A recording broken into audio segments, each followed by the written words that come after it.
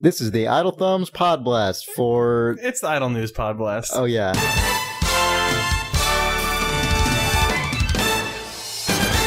This is the Idle News Pod Blast for June 18th, 2009. And I'm Chris Remo. And I'm Jake Rodkin. And there's nobody else here. Yep. We are lame and sitting in Chris's apartment by ourselves. Nick's in Morocco. And we killed Steve Gaynor. Yeah, he's dead now. No, he's alive. Oh, okay, good. So, well, it was a close call. I don't know. I'm glad they pulled it out. Yeah. Yeah. Pulled it off. The paramedics. You know. Hey! Oh, Jesus. Video games. Yeah. So we're here all by ourselves because we're dumb. It's true. A second ago I said we were awesome. Well, there's only so long you can carry on that charade. Yeah, so what's up? Not much. Sweet. I hear you're dead or ill. I'm ill for sure. Yeah. I'm pretty ill. I'm licensed. Good. Yeah. Because you're working on a Monkey Island game. I'm making a Tale of Monkey Island at Telltale Games. We forgot to actually talk about that. We didn't talk about that last week, but that's okay. Yeah. At E3, we announced that we're making a new episodic series based on Monkey Island. And you should all play it. TelltaleGames.com. That's the first time I think I've ever actually done that. That's really gross.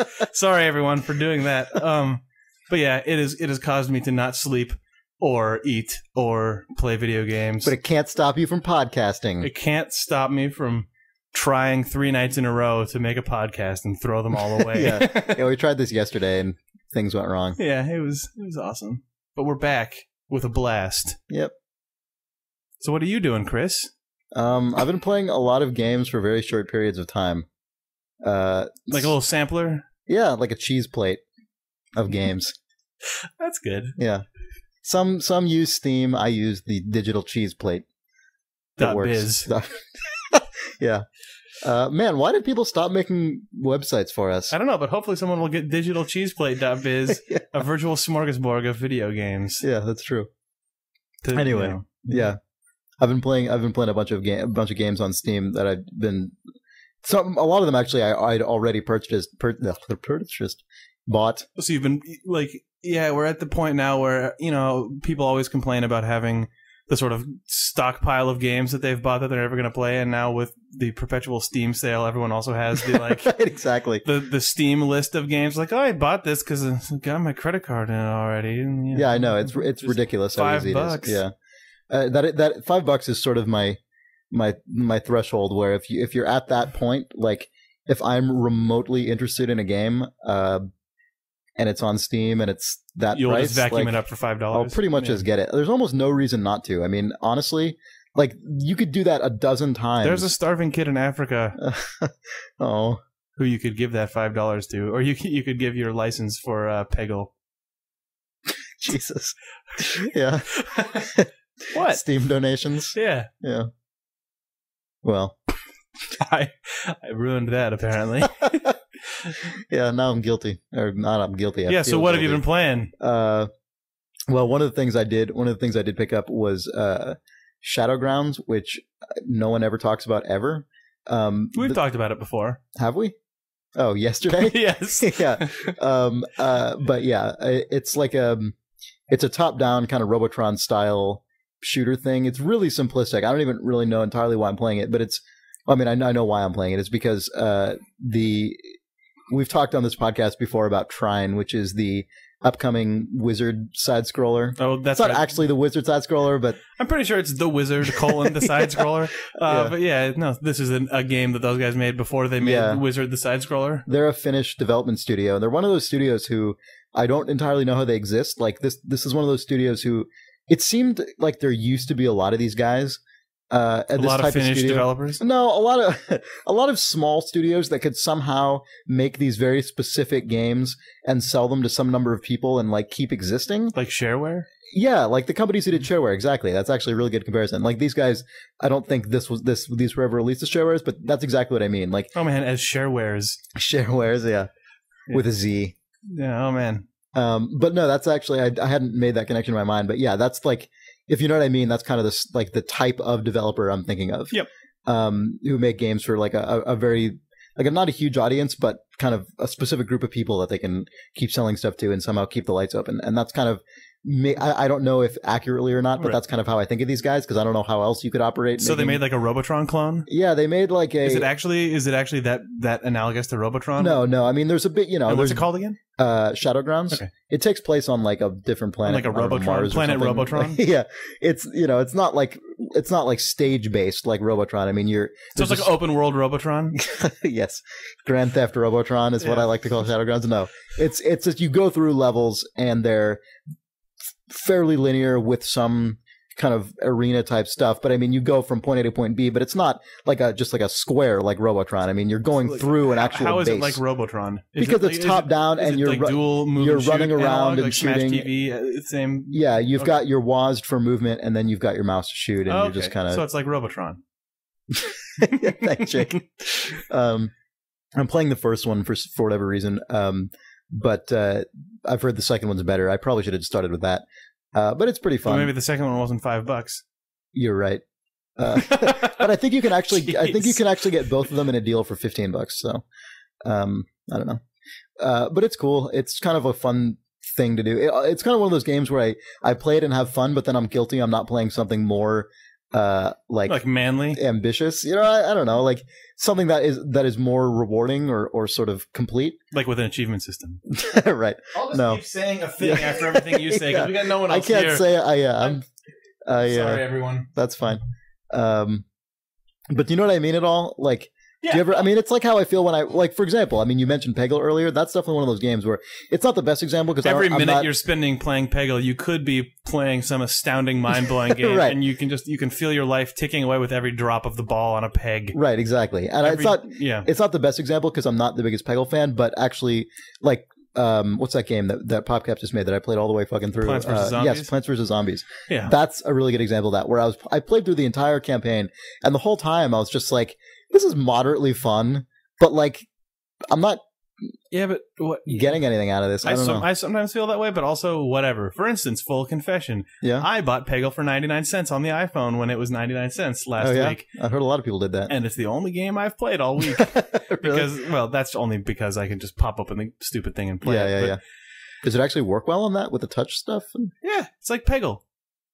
Well, true. Fair enough. I mean, do you want me to talk about Peggle iPhone on the podcast? I don't know if we need to do that. We don't need to. I mean, I don't know. It seems like a lot of people bought it. You drag your finger around to control the angle, or you can double tap to zoom in for more fine adjustment. And there's a sort of tuning knob on you can scroll up and down the side of the screen to do even more fine tuning. I see. So you can really, really get into Peggling. Yeah. But yeah, I got the free Peggle with the orange box like the rest of the world, but then I sort of didn't really... I sort of kind of thought that maybe I would want to play it and then realized that it would be a horrible idea to do that. Because, one, it would destroy my life. Two, the game just sort of annoys me on principle. Yeah, same here. That's my problem. But then when it was 99 cents, I was like, fuck me. All right, fine, Peggle, you win this round, stupid unicorn. I actually considered buying it for 99 cents because I saw so many goddamn posts on Twitter with people being like, just picked up the new Peggle on my iPhone. It's really cheap. And I'm like, oh, I could. It's only $1. I'm not going to miss it. But then you thought of the African child. Yes. God damn it. You're just going to keep reinforcing this image in my mind. Sorry. So all I can think about when I make frivolous game purchases is African children. That's weird. Now I wish I wasn't even talking about this. Yeah, you've ruined it even further. Sorry. No, though, it's funny. I may have already mentioned this on a previous episode. I don't remember. But a couple months ago, I had I don't know, like 2 or 3 pages of games and other apps on my iPhone. And I'm like, I don't need all this shit on my iPhone. I'm not using all this stuff simultaneously. So I'm just going to pare down the stuff I'm not using. And then I'm kind of I don't know. I'm just like, well, fuck it. And I just deleted every single game I have. And I actually haven't bought a single game on my iPhone since then. And I haven't really missed it at all. It's really weird. So that was also partially why I didn't buy Peggle. It's because now I'm just... iPhone games were... Yeah, I've bought a lot of them just because, like, for kind of the same reason that I buy things on Steam. Like, or that we were talking about, it's like, hey, this is like $2, whatever. Right. Well, that's there now. Right, exactly. I played a decent amount of Galcon when I first got Right, I remember that. I played a lot of, what was the tower defense? Field Runners. I played a lot of that for a while. That was probably the one game. That and like word-based games like Wordle. Mm-hmm. Those are probably the only games I've ever played a lot of on the iPhone. And I did play a fucking lot of them. But I kind of got to the point where even more so than like sort of a guilty pleasure Steam game that I was describing, I don't know. I don't think. Well, the difference is that with the Steam games, I do eventually get back to them usually and put at least a few hours into my $5. But with the iPhone, there have been a few times where it's like, I'm sure the number one of those was probably Super Monkey Ball on launch day, where everyone's like, App Store, Super Monkey Ball. Well, that was $4 and 20 minutes of watching a sort of Sega Genesis sprite of a monkey rolling around. That's too bad. Yeah. I just don't enjoy it that much as a gaming platform, I guess. Peggle's pretty good. No, I've heard it's good. That's fine. No, Peggle. Like, it's not like there aren't good things on it, but I guess I just sort of decided I have so many fucking gaming platforms all in my life simultaneously. I guess I just figured this is one that I don't really love. Like, I love my iPhone as a device a lot. I use it like to a degree that it sort of frightens me. Like I don't really like it could be fused with your hand. Yeah, at this point. It's horrible. It kind of disturbs me a bit because it's like I didn't even have one of these things like 3 years ago, and I think I was doing fine. But like anyway, that's another issue. But as far as the game, I don't feel that way about it as a gaming platform, and so I've kind of just stopped playing games on it. So what else were you playing on the cheese plate? Other than Shadowgrounds, I just like literally 2 days ago started playing Cryostasis, which came out last month to no fanfare at all, as far as I can tell. It's by, I think, a Russian developer. It's a kind of first-person adventure-y sort of slight shooter kind of thing. It's set in a frozen-over ship, like an icebreaker ship, that has gotten just permanently wedged into place, and wasn't that in a Half-Life game or canceled from a Half-Life game? It's potentially in the upcoming episode 3, and there's also a scene like that in Crysis. Okay. Yeah, I mean, there's been that concept. So it's that scene from Crysis, but they put some more syllables. Right. Yeah. Exactly. There is that concept art from episode 3. That awesome concept art of Gordon. That's right. Of the frozen ship with the Borealis. Yeah. That's a game that I want to play really fucking bad. Holy shit. But no, this is the game you were telling me about it earlier. Yeah. I wonder when that was. Where you go inside of a dead body and make them not die. Yeah, through puzzling. Right. You come across. It's kind of actually. I have something to say about this that I didn't think of earlier.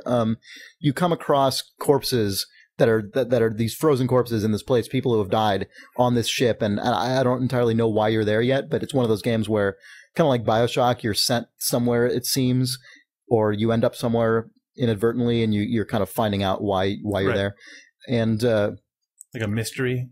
You got to solve it, and you touch these people, and then you inhabit their past, and you do whatever you do as that person to keep them from dying, essentially. And then when you transfer back to your own body in the present, whatever thing you change is, different. Ha. And cool.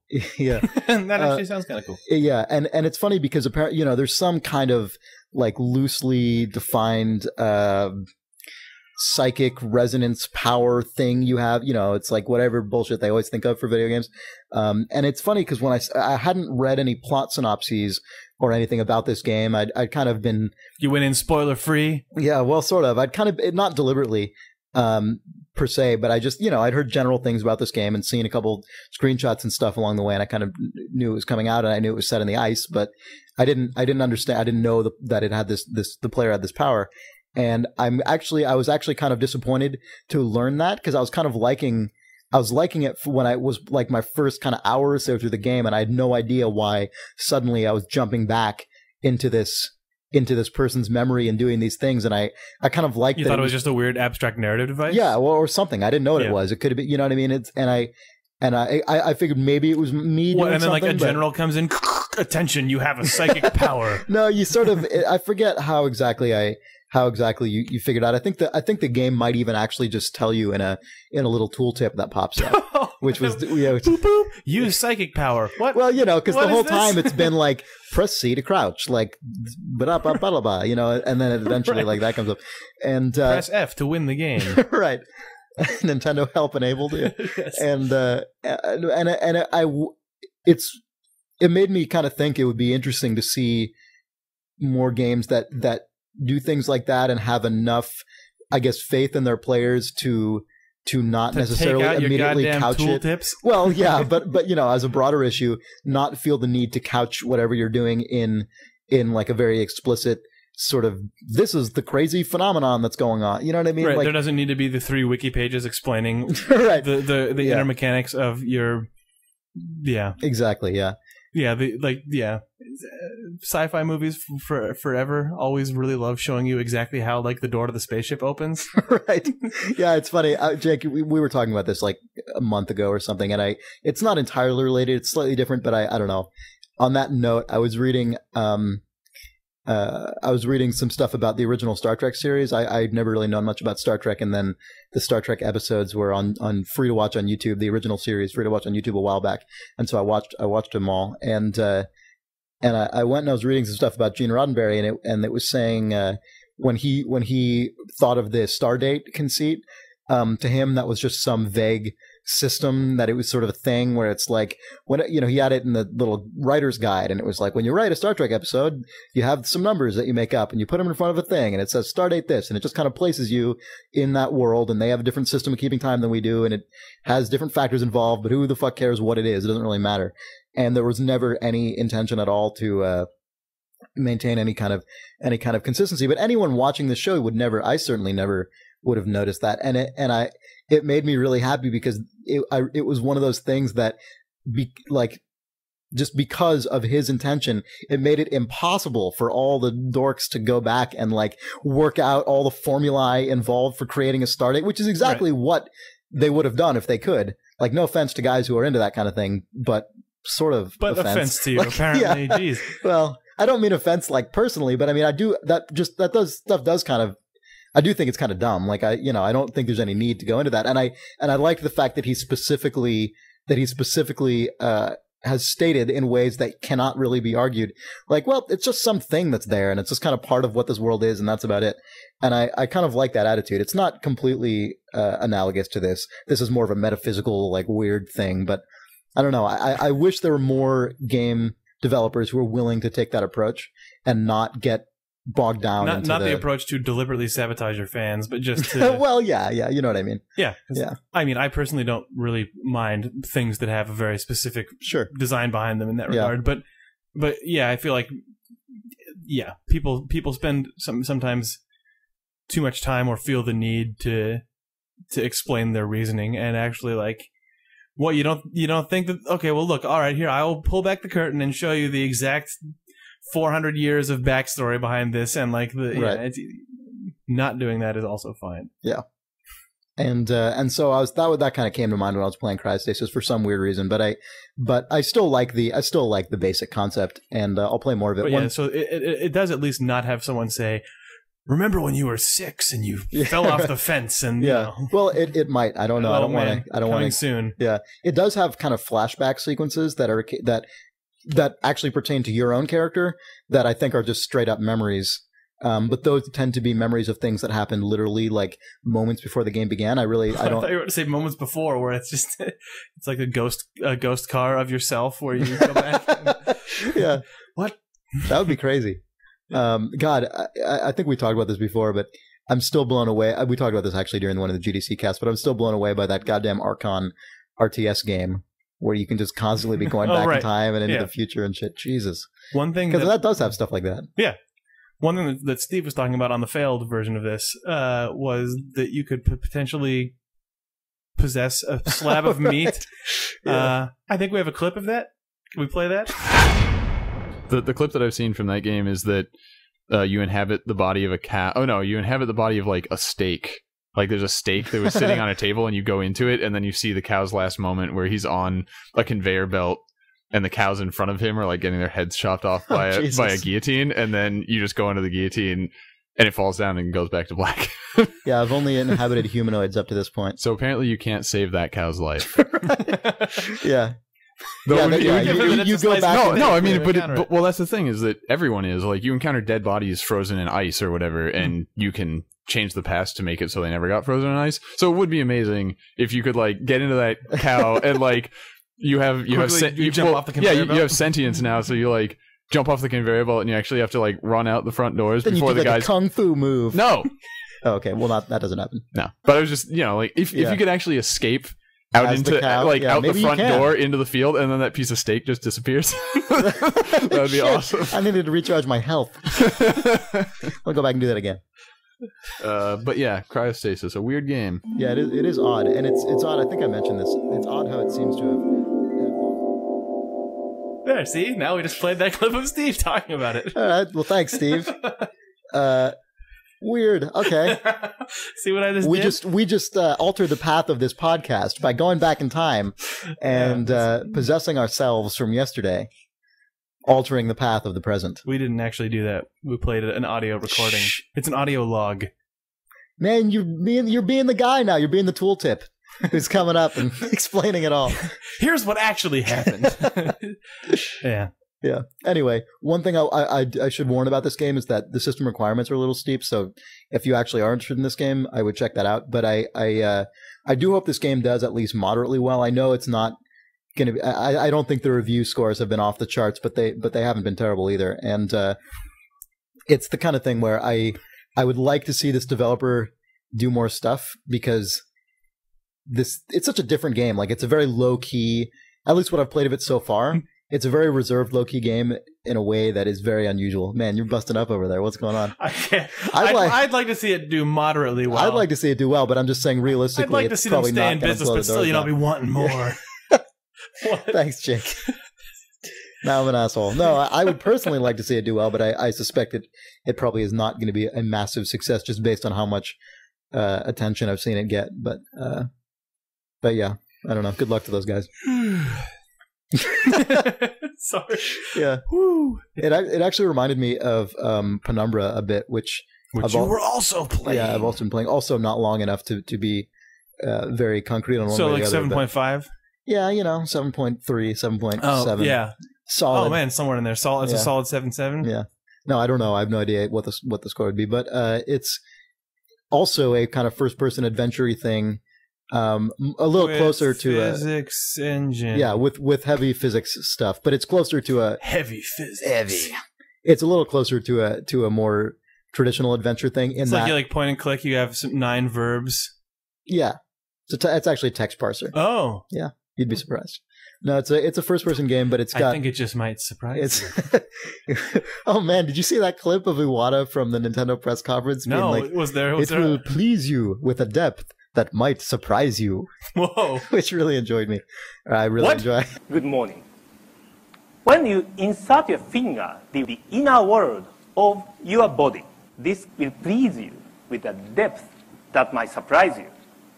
I very much look forward to that day. Thank you very much. I enjoyed it. That is a mustache twirling. Yes. Like Iwata perhaps loves it has those a moments. second port, and we'll reveal soon what that does. You'll It's a find this microphone. port has a little secret involved or something. Didn't you say something like that? Yeah, yes. It's a microphone port. Yeah. Oh, I thought there was a secret. You'll see when we never release a microphone headset peripheral. Oh yeah. Did they never do that? I don't know. Maybe they did. Talk to Pikachu might have appeared That's on that the system secret. or something. You can't buy it. I think it probably has a mic. Is there one? It's got a mic on the system, so there probably wasn't a huge market for that. Listen. Okay. Yeah, I don't know. I like when Iwata does that, sort of. You love it. It's my favorite. You live for it, for sassy, coy hints from the president of Nintendo. Yeah. Anyway. Man, by the way, speaking of Nintendo, now they'll help you beat the game. That's true. They will help you beat the game. You just pause it, and then I guess it just takes over. Yeah. Kind of weird. It's a very strange thing. Like, I wonder... I don't know. Like, I've seen... Do you hate playing a game? Yeah. No, it's okay. I mean, I don't know. I've seen people online compare it to hint guides, but I don't really think it's the same thing. The hint guide's in the game. Well, is the game. Yeah. I mean, even a hint guide in the game is a little different. I mean... Yeah. Well, I mean, like, maybe I could talk about Telltale games. Our games have an in-game hint system that isn't... But it's where characters will just... There's, a constant sort of layer of logic that's running that sees how long it has been since you've done something, or where, how many times you've gone back and forth in an environment without interacting, or how many times you've talked to people in ways that aren't critical path. And then characters will start saying, "Oh, maybe you should go over here." But doesn't ever actually just like grab Sam and Max and like, all right, I am now walking him to the goddamn moon because you paused the game. Yeah. Or whatever it is. Right, I don't think actually just if you leave the game on pause for too long. Yeah, it's like Sonic the Hedgehog sort of starts tapping his foot and looks yeah. at the screen and then it's just, all right, fuck. Well, fuck it, I'm just going. Screw you. Yeah. That would actually be amazing. Yeah. I mean, it's a little different, I guess, because I mean, has there ever been a hint guide for a Mario game? Like, has anyone ever published that? No. I don't know. Oh, yes. What? Of course. No. Yeah, Nintendo. Like the Mario Players Guides came with Nintendo Power. Oh, right. Of course. Yeah, I'm stupid. Yeah. Hello. Yeah. But it's weird though. I mean, it's like I can't get past that Goomba. You know what I mean? Like, there's no hint guide for that. I mean, I guess that's why they're making this. Press A to jump on a guy. Right. Exactly. It's weird. I wonder if you'll be able to literally just turn it on at the beginning of the game. It's and like just, Nintendo on. Imagine how much easier it'll be to capture gameplay footage. You can just, I don't know, put it on, go get a cup of coffee. All the YouTube playthroughs of perfect playthrough of Mario 3 ruined because you can just press perfect playthrough of Mario 3. You know what would actually be kind of sweet is if you could race the tutorial ghost. That would be kind of awesome. Race the tutorial ghost? Yeah. I mean, if it was just a ghost and not your actual guy. I mean, I wonder if it is. Maybe it's a guy. Maybe it's a ghost. Maybe it's actually the Nintendo helpline has copies of the game. And it's using WeConnect 24. Yeah, the Nintendo Game Master, right, or whatever it's they're like called. The Dell or HP help client where you can talk to a person on chat. Oh, you want me to get that? Hold on. Boop, boop. Player 3 is synced up. Like, what the fuck? Yeah. Yeah. He just kills you. What? See ya. 99 cents for the first minute. Right. Yeah, this is going to be hard. That would actually be amazing. This is going to be really hard to do in a 3D game, though. I mean, maybe it's not. I don't know. But it seems like... well, maybe it doesn't... given that no one knows anything about how this actually works, it could also just be, oh, you want to get over there? Bloop, you're there. Right. Congrats, you're through the door. Yeah. You're on level 6. I mean, you could just debug that and... That's true, yeah. As opposed to you watching them do it. Yeah, I mean, well, is it a first-party only thing, or is it actually like... Because it seems like... Yeah, I mean, I think you have to implement it. Write your own thing. I mean, it's not like, oh, we've got Nintendo help control your character library. No, I mean, I'm pretty sure you've got it. I would imagine this kind of thing would require fairly extensive implementation for each game. It seems like the sort of thing that Nintendo would not... Based on just sort of the way that Nintendo stuff works, I can't imagine third parties adopting this without it being a super sticky thing. Like EA casual stuff might just because they want to hop on that bandwagon if it catches on, but it's not like achievements. Right. Where there actually is a sort of layer on top. Right. Like, I mean, Nintendo honestly, most of their stuff does not work like that. I mean, this is how most of their stuff is, where you've got to really just implement it on a case-by-case basis. The home menu. Game. Right. I don't know if I can talk about that. Is that a known thing that every developer has to implement their own instance of the home menu? Okay. Like, it's not like the Xbox where you press the Xbox button and it's an actual system level. It's not overlay. where it's like your engine is now drawing its own version of the Blade library. It's a... Right. Yeah. No, it's totally different. Yeah, Nintendo doesn't do a lot of stuff with like kind of all one size fits all APIs. They don't. Yeah, that's what I'm saying. Yeah, it's odd. So I don't know. Maybe this is the first time. Probably no matter what your game is, you're playing through Call of Duty and then woohoo, Mario just comes in and finishes the level for you. Mario. Yeah. Mario's your helper. Yeah. That would be pretty great. Or maybe it could be the help cat from the picture channel could also just show up and allow me. Yeah. Oh, thanks, Pixel Cat. Sweet. I'd play that. So that's probably happening. That's probably what it is. Yeah. We're under arrest for being awesome. Yeah. It is odd, though. I mean, I really think it's a really strict... Like, I think even the fact that they're implementing it at all is a crazy thing. Like, I mean, I don't know. It kind of makes me... this is maybe a topic we don't even want to talk about because it's stupid and long and grumbly, but like, so just cut me off if so. But I don't know. It is like I do as much as Nintendo. It's interesting and it's cool that they're trying to get more people involved in games. I do what? No, I just trying to get as much eye rolling and sighing in as I possibly can. Yeah. Thanks.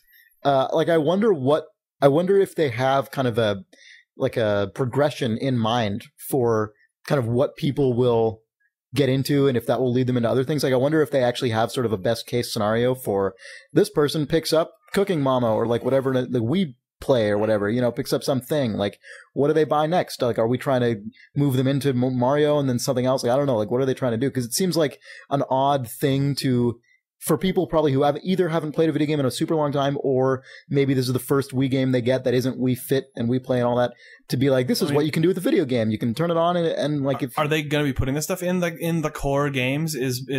Well, the first game it's in is New Super Mario Brothers. That's the one it's been. That's I think the only one. Are we going to see it in Zelda 2010 or 11 or whatever? I doubt it. I have no idea. It seems like a 2D Mario game, and like at most extreme case, a 3D Mario game is often like on the Venn diagram of people who play Wii Fit and core games and core gamers. Like that one is kind of in the middle, but like you can't go too much further. Although I would love it if there was a Nintendo help in Wii Fit where it would just do the sit-ups and stuff for you. Not losing enough weight. Enable Nintendo help. The ghost is way more fit than you are. It's this ripped ghost. Yeah, that'd be pretty sweet. Yeah. But you know what I mean at all? Like I may not have explained myself very well. Like I'm curious. I don't know. I don't know. I didn't watch the Nintendo keynote, so I don't really know. But this is a suspicious confession. But all that I actually watched was the YouTube video of the Bombcast talking about sometimes or maybe and never. Oh yeah, that's the only thing I've seen from the Nintendo thing as well. Actually, retarded. All I've seen is that. And I sort of feel like there isn't really a path. They see the. I mean, I think that Nintendo potentially does see it as a Venn diagram of circle of people who play Wii Fit and Wii Sports and Wii Play and whatever casual cooking mama or something, and then there's the people who are in it for Zelda, Metroid, Mario, Pikmin multiplayer. Oh fuck yeah! No, I think you're actually right. And then there's a little intersection, and I think that. On the pie chart of the casual group, they probably are like, well, maybe this, there's a percentage of people who will end up bleeding over, like, as you get older or younger. You know what I mean? Yeah, you know. But I think that they just have a new market that they're exploiting, and I don't think that they're hoping that they're going to convert those people, which sucks. But what do you do? No, it's true. I think you're right. That's a good point. And it's funny because it is so incredibly different to how Microsoft and Sony clearly look at it. Which is, now that we've gotten rid of this controller, everyone's going to play a game, and then they're going to play a Halo game in 5 years. Yep, like your mom will be playing Gears of War 4 right, exactly. with her brain. Like, that's probably what Microsoft intends to happen. I can't imagine people thinking that. Well, that's exaggerating it a bit. I think it's what people sort of at the bottom of their mind, like the back of their mind, sort of are hoping for, like, theoretically. I would not be surprised if there are things that sort of just charts and sort of long-term plans that sort of have that trend built into them. Right. But I think the more overt hope, I would imagine, is that now that they have these other control methods, they're just going to get a glut of stupid casual games that people will eat up. Right. Well, they might. Although they might not. I mean, the idea of having to buy a peripheral to do that is difficult. Well, there's that rumor that the Project Natal is on an all-new console. Or that it is the new console. Oh, yeah, shit. There's all that. So I don't even know what to think of any of that stuff. So I don't even want to... You open up a paper bag and oh. No, wait, you thought we just got rid of the controllers? We got rid of the consoles too. You're actually just playing charades, like. Yeah, it's on TV when the camera pans around. You're just watching Family Matters. Like, there's no game and the there. Lifestyle footage. Right, yeah. Driving, race car, Formula 1. Got it. Okay, good, nice. Kickboxing. Yes, perfect. So what Natal is actually, it's actually voice activation that changes the channel. So racing, and it actually just goes to the NASCAR channel or whatever. Right. Project Natal is it's like the kid in the arcade playing on the insert coin screen. Yeah. But with your HD television. Hilariously, that might have actually happened to some extent, like during a Microsoft demo of this. I don't know, someone compared some lifestyle videos of some famous dudes. I don't know who they were, but it was video Microsoft shot of famous people playing Project Natal game. Like, it was the Burnout game that they retrofitted the thing into. It's like I'm driving. Right. Game over. Blinking on. And apparently the exact same footage was on screen for both of the, like, it was a car that kind of skids off the track and then bounces off a side and then flips upside down and crashes, and then it's like, you crashed. And in both cases, the same the actual same frame by frame footage was on, and the guys playing it in both cases were like, oh man, I totally spun out and burned out and crashed. If that was real life, I would have just been owned right now. And maybe it was actually a sham, like, I don't know, but apparently people played it, so cool. Maybe it's real too. I don't really know what that meant, but something was weird. What was I talking about? I think somehow originally I was talking about Penumbra. Yes, you were. Yeah, speaking of something way less hilarious, I don't know. That Adventure games. Yeah, I know. It's actually a very, but I mean, it is. It's a very like melancholy, solitary game, but I kind of like that about it. I like games. I think that's a vibe that can be done well in games and be really cool and immersive and interesting. It's what I liked about. I mentioned this the other day, the Metroid Prime games, but the reason I bring it up again is because... But then you'll love the new Metroid game. Yeah, sorry. The reason I want to bring it up is because I think that... Did you see that trailer? Yeah, it was awesome. It was horrible. Oh, man. I love anime and dubbed anime actors, so and I love Metroid games. So what I've always wanted, playing the Prime games, you just think to yourself, I wish that characters would talk... and with really stilted dialogue and bad voice acting. And why can't Samus flip more times? Yeah, why can't she look like some sort of like anime lady? Why can't there be a general? That's what I wanted to know. Yeah, they were kind of all of my wishes are fulfilled with this game. Yeah, Team Ninja. Why can't do a Metroid game in 3D that has Zero Suit Samus, posing? That's what I was asking also. Now, yeah, and now there's some flips and stuff. And the answer is we can. Yep. Thank God. Yeah. Because, playing Metroid Prime is pretty boring. Yeah, that game sucked. Not immersive and amazing. Yeah. It's too bad because there were kind of some steps taken towards that in Metroid Prime 3, but it seemed like they kind of tried it for a bit and then kind of gave up. Totally internet guide right there, but like the opposite of that. That was horrible. Sorry. Oh, sarcasm. I'm the worst. Sorry. Yeah, sorry about that. Anyway, I was what's it? Metroid something? Other M? Yeah, it's the Other M. When that was announced before the videos were shown and stuff. Yeah. I remember there were just people kind of said, "Oh, hope it's not full of dialogue and cheesy action and stuff." In really? The trailer. Was it announced before the trailer? I think people there were some write-ups of the trailer, but the video hadn't come up. There was that 6-hour window of like, oh, okay. And then the trailer came out and it was that. I think there's probably a lot of people who are super into that though. There are a lot of people. I saw links where people were like, you may never have realized that what you wanted was for Samus to pull off crazy Final Fantasy style combos. Yeah. But you actually did, and here's why. A trailer from the people who brought you Dead or Alive. Yeah. It's actually not what I want at all. I don't know. Maybe it's totally Metroid out for the gameplay part, but like... Yeah, I mean, the game could be super sweet. Maybe it will be. I don't know. The presentation felt like... They didn't succeed in making me excited at all. There was like that sort of the era of like your license is a 2D game. It's actually what I had expected to happen when Metroid went 3D for the first time. Oh yeah. But it's like it's gone even for like that trailer at least feels like it's gone even more like 3DO port than I mean it feels like someone got a hold of the license in an era when people forgot that what people like in continuations of the series is the gameplay and not just seeing the character looking better and doing more extreme tricks. Right. And I thought I really liked that Prime felt like tonally and from a gameplay standpoint like a Metroid game. Yeah, I completely agree. And this game seems to just be like, what if Samus was in 3D? Like, wait, it already, already was. What if we could have pre-rendered cutscenes? Yeah, well, or whatever they are. Hopefully, it's amazing. Yeah, yeah, maybe it will be. I don't know. I'm already pretty unenthused about this game. Like, I'm not going to be paying any attention to it actively. But it's funny too because just actually yesterday or today or something, I happened to see a trailer for a fan remake version of Metroid II, the one on Game Boy, which I kind of liked actually. I kind of liked that game. That's the Return of Samus. The Return of Samus, yeah, and you know, it's I don't think it's probably an essential thing to play if you've played Metroid 2. I mean, I think the same game with SNES era graphics. I mean, it's like Metroid a Super Metroid treatment, yeah.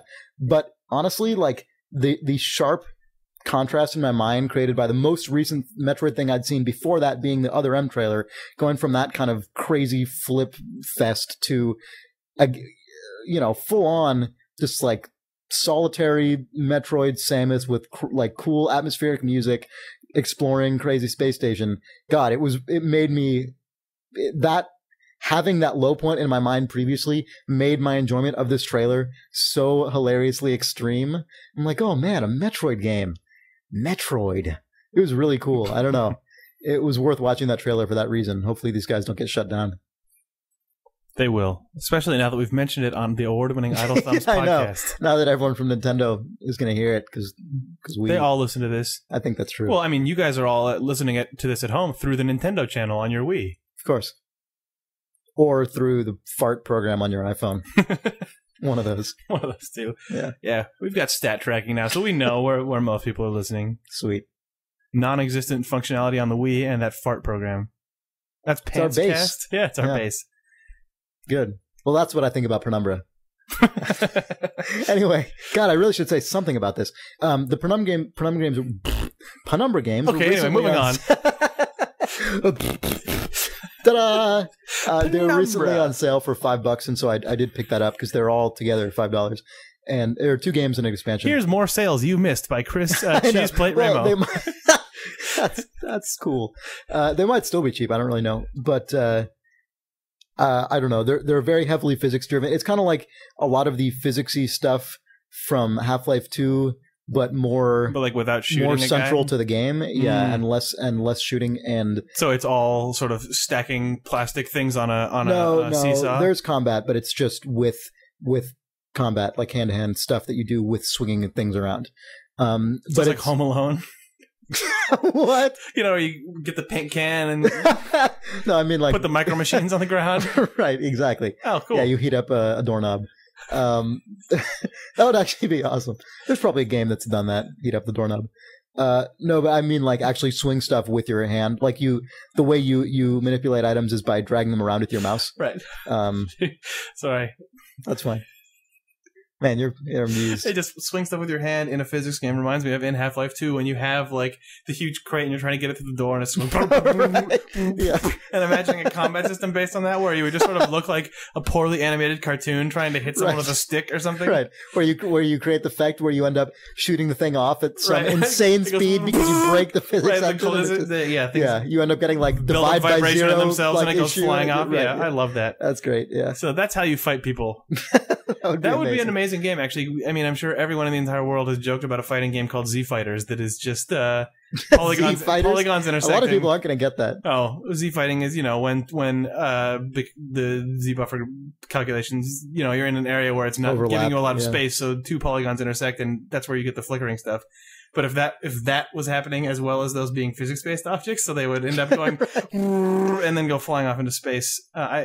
Sorry for that horrible explanation of a Z buffer. I don't entirely understand it. That's fine. Look it up on Wikipedia. Yeah.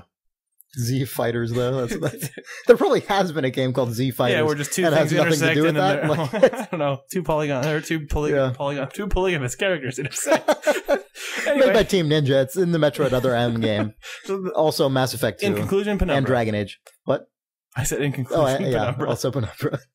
Jesus. Well, you might like Penumbra. Go look it up. I don't know. God, I give up. It's a physics-based adventure game that has a sort of melancholy atmosphere. Yep. Exactly. Well done. I haven't played it. I know nothing about it. You know more than I've just heard you talk about it 15 times. And I also played Blueberry Garden. I played through that. That, I think, probably still is $5 on Steam. And made by a dude. It actually won at the Independent Game Festival this year at GDC. And it's crazy. You know what? I thought of something the other day. This game actually reminds me a lot of Noby Noby Boy. Not mechanically at all. It's not remotely similar. It's a completely 2D game, and it's sort of side-scrolling-ish, but you can kind of fly around and move objects, and you're trying to get to a goal, sort of. It's hard to explain, but the thing that it reminds me of is that, remember when we were watching all the early Noby Noby Boy trailers before we actually really knew what you were doing in the game, and it was just like, the trailer, it's just, and there's like the robot spinning around and shit is happening, and there's like this worm guy doing stuff, and it's you have no idea how that trailer is going to actually correlate into what you do on the screen. And the Blueberry Garden reminds me of that. It's the same thing where you watch. That you're already playing the game. What? Like you. Oh, I see. Go ahead. Well, I mean, like when you watch a trailer for that game, it's the same thing where you're like, there's a guy flying around and you like eat fruit and things change size and then you disappear and like now you're walking, like now you're flying. I thought you were going to say that the gameplay experience is like watching the trailer to Noby Noby Boy. It kind of is at the beginning, actually, but yeah, it's kind of it. I got a similar. I derived sort of a similar type of enjoyment out of it for a certain period of time because I liked slowly figuring out how the stuff I was learning to do resulted in that crazy shit that someone made a trailer of. Right. If you know what I mean? Like that, I sort of enjoyed that about Noby Noby Boy as well, where it's like when I watched a video of this, it was completely incomprehensible to me, but now I'm actually doing all that stuff. Right. That's something that is very uncommon in video games. I mean, usually we play games where we're so accustomed, you watch a video of a shooter, an RPG, or an adventure game or whatever, and it's like, okay, I know what those mechanics are. I've done them in a million other games. So I realize, what someone was doing to make this trailer. In these games, until you play them, you really don't. And that's not in itself like good or bad, but it is something that's kind of funny and unique. And so I did enjoy it a little bit for that reason. Yes. And yeah, it's a weird game, but it's also $5. And I think there's a demo. Although I've heard the demo is not very good because it's very limited. But it's a wacky game. Yep. Interesting. Yeah. Yeah. So you got anything else? I don't think so. You? Any games? Sweet games?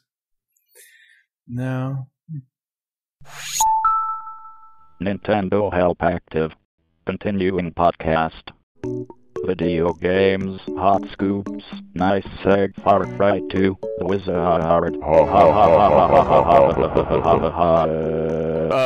Is Two. what? Oh, Jinx. I'm sorry. Have you seen the Necroflyers from that game? What? From Dead Space 2? Yeah. It's called Dead Space Extraction. Have they announced Dead Space 2? Yeah. No, they haven't. Oh, and they released concept art for it. For Dead Space Extraction for the Nintendo Wii. Oh, and I there's don't a think I thing saw called this. the Necroflyer. No, I haven't seen which that. is a guy. Isn't the same like genus as the Lust Minion? What? It kind of is, because it's a guy who's been transformed into sort of a bat-like creature, Yeah. necromorph. So Bat-like minion, you might say. yeah, so he's got like a torso with no legs. necromorph? Yes. That's what they're called I in don't Dead play Space. these games. Sorry, that's Yes. games. Video Okay, games. so I don't know. all right. So in Dead Space, there's some sort of alien creature. creature I know. Yeah. that turns people into weird Yeah, I things, and they're know. called necromorphs. I didn't know that though. And a piece of really concept confused art by it. that was released for Dead Space 2 Extraction. is a picture of something called a Necroflyer. That's the worst name. Yeah, and it's a bat-like man that's like a man transformed into like a bat-like creature. And the thing is that like to like retain his humanity and make it disturbing. Steve's making like jazz hands here. He's wearing shoes. They left like a toupee. they left like a toupee on him. Like he still has like a part in his hair, but is a weird bat flesh and creature. glasses. So you surmise this is actually intended to be a Extraction. toupee that he can't part with the idea No, of... but I'm just saying it looks like one. Oh, okay, because that would be even more amazing. If that was the actual concept, Well, he's got like, now look, we really wanted to make sure this guy hung on to what he had left as a human, and so he sort of morphs and he picks it still back up off has- the floor Yeah, and puts it exactly. on, and then there's his origin, takes to the there's his skies. origin scene. No, that you it's see. just it's like- in the manual if you read about it. He wears his toupee. no, it's just I like that noise you made as he takes to the sky.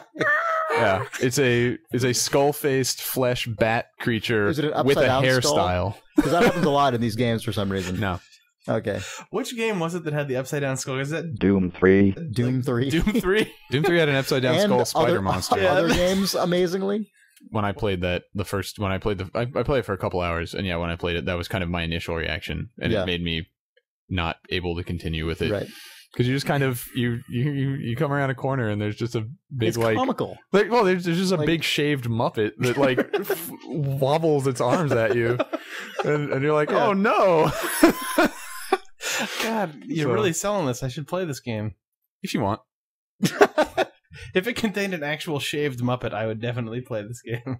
you should wait for the second one. It's got Necroflyers. That's true. I heard about they're spinning toupees and stuff. Wait, Visceral Wait, you games. just said spinning. I'm pretty sure that's in the game, right? They aren't like they aren't Where you're also- like a zing, like Yeah, and it they- goes- They aren't on some like slapstick British comedy show from the 60s. Well, no, isn't it? It's a guy with a toupee wearing like a yellow suit with red polka dots, and then his toupee goes flying off. He's got a bow tie that spins around. Yeah, it squirts water at you. Like I a think. flower. Yeah. And his eyes get like really big. Yeah, this is confirmed facts about Dead Space 2 that we're talking about here. No, they are not. This is when like a woman with feathered hair and like a low cut dress says something that's like a double entendre, and then he looks at the camera. Right, then she falls over. It's weird. Yeah, yeah. God, man, and shaved This game's Muppets are gonna be everywhere. awesome. It's so good, man. Oh, so visceral. Video games. I saw your shirt in my peripheral vision, and I thought it was the Akira shirt with the kid spy. walking towards the motorcycle. No, it's not that. No, I know. it's the spy. I'm aware. From Team Fortress. Yeah, the it's second, possibly less nerdy by degrees Then than an Akira shirt. Yeah. I got it for free. So On the I other don't hand, give an a shit. Akira shirt has some amount of kind of old school cred at this point that it didn't have when But we were in high school. If that button-up shirt was silk and had flames on it, And Goku's. and also 1,000 Gokus. Well, it would be like 3 big Gokus. Well, there's like the one big Goku Right. right here, and Yeah. then like a small and silhouette gymnastics photo Goku. Yeah. Well, It's- but then there's one like going Super Saiyan on the back, real right, big. that's true. And then the spy shirt would lose by default, Yeah. just because it was. Why are you wearing that Goku shirt? Video game. Poor Bionic Commando. Video game. Hey, that's my line. Jack up your butt Whoa, that's yours though. for the puffins. Jack up your butt for No, puffins. no, check. This is like Jack. What are you talking Jack about? Where- up the butt for puffins. What does this mean? Idle Thumbs 31. Jack up your butt for puffins. Oh, puffins are back! Awesome. And butts